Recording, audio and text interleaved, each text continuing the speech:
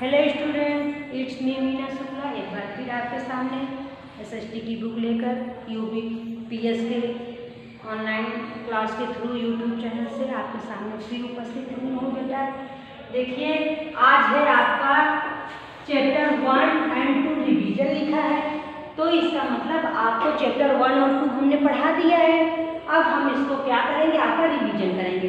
देखिए बेटा, आपको पता है जब भी आप यहाँ पढ़ने आते थे 2 चैप्टर कंप्लीट हो जाता तो आपका रिवीजन कराया जाता था और आपका टेस्ट लिया जाता था। लेकिन अब बेटा आप लोग हमारे सामने नहीं हो, आप लोग ऑनलाइन पढ़ रहे हो, ऑफलाइन नहीं पढ़ रहे हो, तो आप लोग कम से कम एक बार हम आपको रिवीजन ही करा दें। आप जो बच्चे नहीं देख पाए, नहीं समझ पाए, नहीं उस समय आप वीडियो को ओपन कर पाए हो, नहीं देख पाए, तो एक बार फिर से समझ लो। और यूट्यूब पे आपका वीडियो अपलोड रहता है, आप जब भी चाहोगे देख सकते हो उस पर। लेकिन फिर भी एक बार हम आपको रिवीजन करा रहे हैं। तो सबसे पहला चैप्टर है the sun and its family. The sun and its family. Its family. तो देखिए बेटा, सूर्य और सूर्य का परिवार।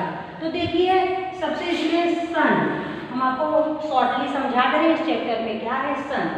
सन क्या है? ये huge ball of burning gas, ये huge ball of burning gas, जलती हुई गैस का एक गोला है और यह एक स्टार भी है। सूर्य एक तारा है और जलती हुई गैस का गोला है। The sun is a star and huge ball of burning gas. The sun is a star and huge ball of burning gases. यह एक तारा है और यह एक जलती हुई गैस का गोला है। यह अपनी जगह पर रुका हुआ रहता है, यह अपनी जगह से घूमता नहीं है। लेकिन जो इसके 8 प्लैनेट्स हैं, ये जो 8 प्लैनेट्स हैं, ये इसके चारों तरफ इसकी धुरी का चक्कर लगाते रहते हैं। ये अपना एक चक्कर पूरा करते हैं, इसे हम कहते हैं ग्रह। और देयर आर 8 प्लैनेट्स, यहाँ 8 ग्रह हैं जो कि क्या बनाते हैं, सोलर सिस्टम बनाते हैं। ये सारे ग्रह मिलकर एक सोलर सिस्टम बनाते हैं। सोलर सिस्टम मीन्स होता है सौर्य मंडल। सोलर सिस्टम मीन्स क्या होता है, सौर मंडल, इसे हम कहते हैं सौर मंडल। इसे ही सूर्य की फैमिली कहा जाता है। ये जो 8 प्लैनेट्स हैं, ये सभी इसकी फैमिली है। देखो आपका चैप्टर है the sun and its family, यानी सूर्य और सूर्य का परिवार। तो सूर्य के परिवार को हम क्या कहते हैं, सोलर सिस्टम कहते हैं, जिसमें 8 ग्रह है, mercury, Venus, Earth, Mars, Jupiter, Uranus, Neptune, ये सब कुछ है। इसके बाद ये आपका इसका सोलर सिस्टम होता है और फिर होते हैं स्टार्स। फिर है क्या, स्टार्स। स्टार्स मीन्स होते हैं तारे। तारे भी, stars are also a burning gases, यह भी एक जलता हुआ गैस का गोला है। ये छोटे छोटे हैं, ये भी एक जलते हुए गैस के गोले हैं और ये हमको छोटे छोटे क्यों दिखाई देते हैं, ये हमें टिमटिमाते हुए दिखाई देते हैं, लेकिन छोटे छोटे दिखाई देते हैं क्योंकि सूर्य से इनकी दूरी काफ़ी दूर है। सूर्य से इनकी दूरी दूर है और प्लस हमारा जो सूर्य है, सूर्य से हमारी जो पृथ्वी है, पृथ्वी हमारा 3rd प्लैनेट है। पृथ्वी हमारा तीसरा ग्रह है, 3rd प्लैनेट। हमारी पृथ्वी क्या है, तीसरा ग्रह है, 3rd प्लैनेट है सबसे। ये न पृथ्वी से बहुत नज़दीक है, ये न सूर्य से बहुत नज़दीक है, न सूर्य से बहुत दूर है। और स्टार्स इसीलिए हमको छोटे दिखाई पड़ते हैं क्योंकि ये बहुत दूर है। और ये ग्रुप ऑफ स्टार्स, तारों का एक समूह, तारों का एक समूह। हमको कभी कभी आकाश में तारों का एक समूह दिखाई देता है, एक पैटर्न बना, उसे हम कहते हैं कंस्टिलेशन। उसे हम क्या कहते हैं, कंस्टिलेशन। कंस्टिलेशन मीन्स होता है आकाश गंगा। कंस्टिलेशन मीन्स क्या होता है, आकाश गंगा। ये जो है group of stars, group of stars are called constellation. जो तारों का एक समूह होता है, जो एक पैटर्न बनाते हैं, उसे हम कहते हैं आकाश गंगा। इसके बाद आपका आता है प्लैनेट। तो प्लैनेट के बारे में बेटा हमने बताया कि प्लैनेट क्या है, ग्रह है। कितने प्लैनेट हैं, 8 प्लैनेट्स हैं, Mercury, Venus, Earth, Mars, Jupiter, Saturn, Uranus, Neptune. ये आपके ग्रह है जिसमें सबसे नजदीक सबसे छोटा ग्रह स्मॉलेस्ट प्लैनेट क्या है? मरकरी। मरकरी क्या है? सबसे छोटा ग्रह है, सबसे छोटा, और सूर्य के सबसे नजदीक। हमने समझाया था आपको, मरकरी सबसे छोटा प्लैनेट है, सबसे छोटा ग्रह है, और सूर्य के सबसे नजदीक ग्रह है। और सबसे बड़ा जो है, सबसे बड़ा ये है आपका जुपिटर। क्या है? जुपिटर, बृहस्पति। ये आपका सबसे बड़ा ग्रह है और ये आपका सबसे छोटा ग्रह है और सूर्य के सबसे नजदीक वाला ग्रह है। ठीक है, ये आपके 8 ग्रह हैं। हमने आपको कहा था कि बेटा आप 8 ग्रहों के नाम सीरियल वाइज लर्न करना, ये नहीं कि पहले अर्थ फिर यूरेनस फिर नेपच्यून, ऐसे नहीं। पहले मार्स है, पहले मरकरी है, फिर वीनस है, फिर अर्थ है।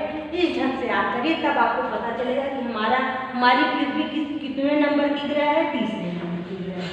कितने नंबर की ग्रह है? 30वें नंबर की। इसके बाद आ जाता है सैटेलाइट। सैटेलाइट मीन्स होता है उपग्रह। सैटेलाइट मीन्स क्या होता है? उपग्रह। उपग्रह क्या है?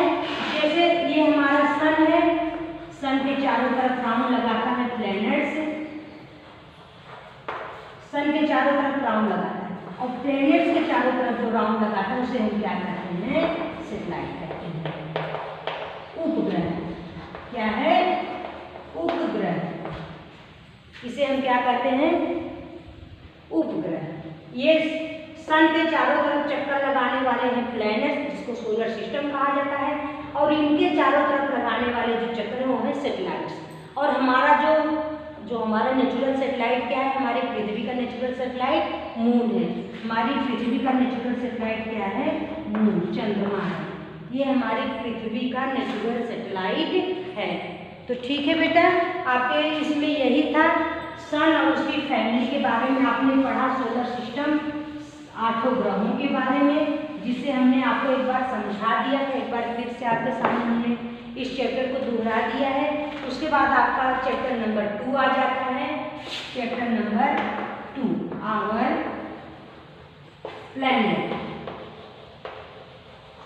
प्लैनेट अर्थ, हमारा ग्रह पृथ्वी। हमारा ग्रह पृथ्वी। आवर प्लैनेट क्या है? अर्थ। हम किस ग्रह पर निवास करते हैं? पृथ्वी पर निवास करते हैं। तो देखिए, हमारे पृथ्वी को ब्लू प्लैनेट भी कहा जाता है और अनब्लू प्लैनेट भी कहा जाता है। ऐसा क्यों कहा जाता है, ये आप बताइए। आपको नहीं पता होगा, हमने बताया था इसको ब्लू प्लैनेट और अनब्लू प्लैनेट दोनों कहा जाता है। क्यों कहा जाता है? जब आप पृथ्वी की सतह को देखेंगे, जब आप पृथ्वी की सतह को आप ग्लोब में देख रहे हैं, मैप में देख रहे हैं, या जो एस्ट्रोनॉट है, जो है ऊपर, अगर वहाँ से देखते हैं दूरबीन के द्वारा, तो हमको पृथ्वी अपनी नीली दिखाई देती है। ऐसा क्यों दिखाई देता है? क्योंकि हमारी पृथ्वी पे 3/4 पार्ट क्या है? वाटर है। 3/4 पार्ट क्या है? वाटर है। ये सभी वाटर है। जो 1/4 पार्ट बचा है, इस पे क्या है? मानव जीवन रहता है। बाकी ये सब वाटर है। Large water bodies, oceans, seas, river, lake, ये सभी हैं। तो पानी की मात्रा ज़्यादा है, ये आप देख रहे हो। कि फिर भी आप सोचते हो कि कहा जाता है पानी कम यूज करो, पानी कम यूज करो, सेव वाटर सेव लाइफ। ऐसा ये क्यों कहा जाता है? क्योंकि इसमें जो हम पीने हो, जो पानी हम पी सकते हैं, वो खाली 3% ही है। कितने हैं? 3%। एक छोटा सा भाग है, इतना, बस 3%। बाकी सब क्या है? खारे पानी, सैल्टी वाटर, जो हमारे पीने योग्य नहीं है। महासागरों का पानी, सागरों का पानी, समुद्रों का पानी हम पी नहीं सकते, क्योंकि वो कहता है because they are salty water. Because they are salty water, हम उस पानी को नहीं पी सकते हैं। हम सिर्फ पीते हैं लेक का पानी, रिवर का पानी, जो होता है हमारे पीने योग्य होता है। तो पानी की मात्रा अधिक है हमारे पृथ्वी पर, इसलिए वह दूर से देखने में ब्लू रंग में दिखाई देता है। इसलिए इसको हम क्या कहते हैं? Blue planet. इसके लिए उनको नीला ग्रह कहते हैं। फिर इसको हम अनब्लू प्लैनेट भी कहते हैं, अनोखा ग्रह। अनब्लू प्लैनेट मीन्स क्या होता है? अनोखा ग्रह। इसे अनोखा ग्रह क्यों कहते हैं? क्योंकि earth is A only planet their life और एग्जिस्ट, जहाँ पर मानव जीवन संभव है। पृथ्वी ही एक ऐसा ग्रह है जहाँ पर मानव जीवन संभव है, इसलिए हम इसको अनब्लू प्लैनेट भी कहते हैं। अब है इसका एटमॉस्फेयर। Earth atmosphere. ये तो हमने पृथ्वी के बारे में जान लिया। अब इसका एटमॉस्फेयर, इसका वायुमंडल।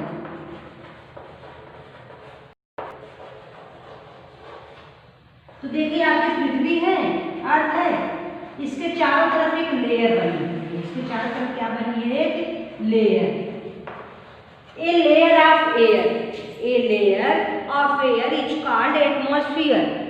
हवा का जो वायुमंडल जिसे हम कहते हैं, हमारी पृथ्वी के चारों तरफ हवा का एक बड़ा सा घेरा बना हुआ है, एक लेयर बनी हुई है जिसे हम कहते हैं एटमॉस्फेयर, वायुमंडल जिसे हम कहते हैं। ये क्या है? ए लेयर ऑफ एयर, हवा की एक ऐसी परत जिसे हम कहते हैं वायुमंडल। यही वायुमंडल है जो हमारी पृथ्वी पर हमें ऑक्सीजन पहुंचाता है, और बिना ऑक्सीजन के मानव जीवन संभव नहीं है। और पृथ्वी ही एक ऐसा ग्रह है जहाँ पर ऑक्सीजन पर्याप्त मात्रा में मिलती है, इसलिए यहाँ पर मानव जीवन भी संभव है। तो ये जो लेयर बना हुआ है हवा का, इसी के द्वारा हमें क्या प्राप्त होता है? ऑक्सीजन प्राप्त होता है। और नेक्स्ट है आपका शेप ऑफ दी अर्थ। पृथ्वी के आकार में बड़ा मतभेद है कि पृथ्वी गोल है कि पृथ्वी त्रिभुजाकार है, किस आकार में है? Shape of the earth, shape of the earth, पृथ्वी कितने आकार में है? अब इसके आकार में जो एनसाइंट पीपुल थे वे क्या सोचते थे कि पृथ्वी एक फ्लैट है। पृथ्वी क्या है? फ्लैट, यानी खंड, एक खंड के रूप में है जिसका अंतिम छोर है। वह रातों के समय बाहर नहीं निकलते थे, वो दिन में ही जहाँ जाना रहता चले जाते थे, रातों को नहीं निकलते थे। किस लिए? क्योंकि वह सोचते थे कि हो सकता है, सपोज मानिए हम जा रहे हैं, कब इस अंधेरे में पृथ्वी का अंतिम छोर आ जाए और हम एकदम धरातल में चले जाएं। इसलिए वे डरते थे, रातों को नहीं। उनको ये पता था, उनमें ये था कि हमारी पृथ्वी फ्लैट है। लेकिन जैसे जैसे समय बीतता गया, फर्डिनेंड मैगेलियन, ये क्या थे? एक सेलर थे, एक नाविक थे। फर्डिनेंड मैगेलियन क्या थे? एक नाविक थे, सेलर थे। उन्होंने कहा कि पृथ्वी खंड में आकार में नहीं है। उनको ये बात समझ नहीं आई कि पृथ्वी को आखिर क्यों खंड आकार में, इसको सर्च कर। उनके दिमाग में यह बात आई कि मुझे इसके बारे में खोजना चाहिए। उन्होंने अपनी यात्रा शुरू करी, उन्होंने अपनी समुद्री यात्रा शुरू की। उन्होंने क्या शुरू की? अपनी समुद्री यात्रा शुरू की। और समुद्री यात्रा में इन्होंने स्पेन से अपनी यात्रा शुरुआत की, और जहाँ से इन्होंने अपनी यात्रा शुरुआत की 3 साल बाद फिर उसी जगह पर आकर पहुँच गए। जब इन्होंने अपनी समुद्री यात्रा शुरुआत की तो 3 साल बाद ये फिर उसी जगह पर आकर पहुँच गए। तब इन्होंने प्रूव किया, ही प्रूव दैट कि earth are a round in shape. इन्होंने प्रूव कर दिया कि हमारी पृथ्वी किस आकार में है? गोल आकार में है। लेकिन जो हमारे कुछ एस्ट्रोनॉट थे, जो हमारे अंतरिक्ष यात्री थे, इन्होंने इनकी बातों पर बिलीव नहीं किया। इनको प्रूफ चाहिए था। ये अंतरिक्ष में गए, वहाँ से जब इन्होंने पृथ्वी का पिक्चर लिया, एक तस्वीर ली, तो इन्होंने पृथ्वी को किस आकार में दी? स्फेरिकल, यानी अंडाकार आकार दिया। इन्होंने पृथ्वी क्यों, इन्होंने अंडाकार आकार क्यों दिया? जब आप ऊपर से देखेंगे तो आपको दिखेगी कि हमारी पृथ्वी थोड़ी सी झुकी हुई है, हमारी पृथ्वी झुकी हुई है। और इसी झुकने की वजह से यहाँ पर जो सीजन होता है, जो मौसम का परिवर्तन होता है, इसी झुकाव की वजह से होता है। तब जब इन्होंने ऊपर से जो एस्ट्रोनॉट थे, इन्होंने जब पृथ्वी को देखा तो उनको पृथ्वी किस आकार में दिखाई दी? अंडाकार में, लाइक ए ऑरेंज। आप देखेंगे कि ऑरेंज पूरा अंडाकार भी नहीं है तो पूरा गोला भी नहीं रहता है। तब इन्होंने पृथ्वी की संज्ञा किससे लगाई? Like a orange. पृथ्वी का आकार एकदम जैसे ऐसे दरदरा सा ऊपर से है, और एक किस कलर में है, और एक क्या है, किस आकार में है? ऑरेंज में, जैसे संतरे का आकार होता है उस ढंग में। इस पर लोगों ने अपना तर्क दिया, अपनी बातें रखी। शेप ऑफ दी अर्थ। इसके बाद आपकी पृथ्वी पे आता है लैंड एंड वाटर। क्या जाता है? Land and water. तो आप जब भी मैप देखेंगे, ग्लोब देखेंगे, तो आप देखेंगे अधिकांश भाग उसका ब्लू कलर में रहता है, जो यह दर्शाता है कि पृथ्वी पे जितना भाग ब्लू कलर में है वह क्या है? पानी है, और जितना भाग आपको दूसरे कलर में दिखा देगा वह क्या है? वाटर है। मरुस्थल को और पहाड़ी क्षेत्रों को सबको अलग अलग रंगों में दिखाया गया है। तो वाटर एक लार्ज वाटर बॉडीज है जिसमें इसमें बढ़ गया है ओशियंस, कॉन्टिनेंट्स एंड ओशियन में बढ़ गया कॉन्टिनेंट्स ओशियन। तो 7 कॉन्टिनेंट्स हैं और 5 ओशियन। कितने कॉन्टिनेंट्स हैं? 7 और ओशियंस कितने हैं? 5। लार्ज वाटर बॉडीज और एक पृथ्वी का एक बड़ा भूभाग है जिसमें सबसे बड़ा है एशिया। एशिया के क्षेत्र में हम निवास करते हैं, हमारा भारत देश निवास करता है, जो सबसे बड़ा कॉन्टिनेंट है। 7 कॉन्टिनेंट है और इसको जो छोटे छोटे भागों में डिवाइड कर दिया गया है उसे हम क्या कहते हैं? कंट्री कहते हैं। इसी कॉन्टिनेंट्स का जो छोटा भाग डिवाइड हो गया उसे हम क्या कहते हैं? कंट्री, हमारा देश, अलग अलग देश। ये 7 द्वीप है जिस 7 द्वीपों में हमारा पूरा वर्ल्ड रहता है, जिसमें इंक्लूडिंग इन ओशियंस, इसमें ये महासागर भी आ जाते हैं। महासागर कितने हैं? 5 हैं। तो ठीक है बेटा, आपका ये चैप्टर रिवाइज हमने कर दिया है। फिर भी अगर आपको कोई भी प्रॉब्लम आती है तो आपका जो भी ग्रुप बना है आप उसको मैसेज सेंड करिए, आपकी जो भी समस्या होती है हम उसको सॉल्व करेंगे। एक बात बेटा आप लोग याद करिए कि आपका ग्रुप बना है, ये आपका स्टडी के लिए ग्रुप बना है, ना कि आपको अदर मैसेज करने के लिए बेटा बना है। तो आप इसमें अपना होमवर्क भेजिए। आपको जो भी स्टडी से जो भी प्रॉब्लम आती है, आपके पढ़ाई से, आपके बुक से रिलेटेड जो भी समस्या आती है आप उसको पूछ सकते हैं। इसके अलावा आपसे रिक्वेस्ट है कि आप अदर मैसेज ना करिए, सिर्फ आप वही करिए जो आपको ज़रूरी है, यानी आपको जो भी पढ़ाई से संबंधित बातें न समझ में आ रही है बस आप उसको मैसेज करिए। और बेटा आपको चैप्टर 1 और 2 इसे कंप्लीट कर लीजिए। अभी चैप्टर 2 का हमने आपको क्वेश्चन आंसर नहीं बताया, इसे हम बता देंगे, वर्ड मीनिंग बता देंगे। इसके अलावा जो हमने आपको एक्सरसाइज दिया है आप उसे अपनी फेयर कॉपी बनाइए, पढ़िए और अच्छे से रहिए, घर पे रहिए, अपने आप को सुरक्षित रखिए, अनावश्यक बाहर मत आइए। ओके बेटा, टेक केयर। हम फिर से आपको नेक्स्ट वीडियो में चैप्टर 3 लेकर आपके सामने फिर आएंगे। बाय।